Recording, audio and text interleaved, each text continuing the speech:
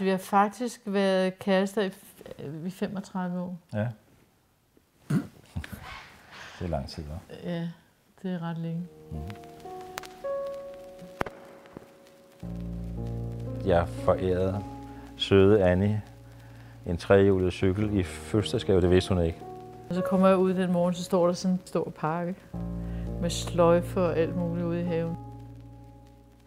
Altså, der var ikke gået en time, tror jeg, fra at vi havde drukket morgenkaffe den morgen 16. maj 1984, til at nummer 2 var i ordre. Så det var egentlig ikke tænkt til at skulle være produktion. Det var simpelthen tænkt som bare at lave altså en gave til Annie, ikke? Færdig roulade, ikke? Og så viser det sig bare, at det bliver en jagt.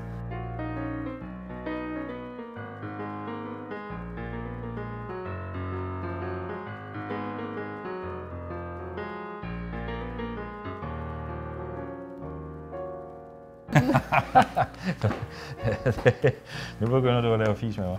Det er rigtig. Har du været ude at sætte dit hår? Ja, er det fint? Ja.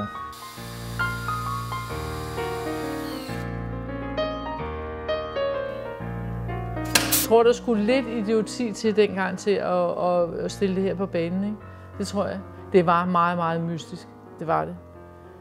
I første omgang havde vi en enorm vild plan om, at vi ville bombardere København med ladcykler. Og dengang, der var der, hvis vi var heldige, var der 5, der troede på det.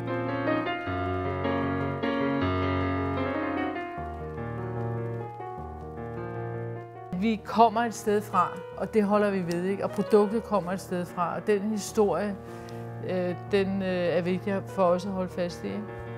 Det kommer ikke ud af ingenting.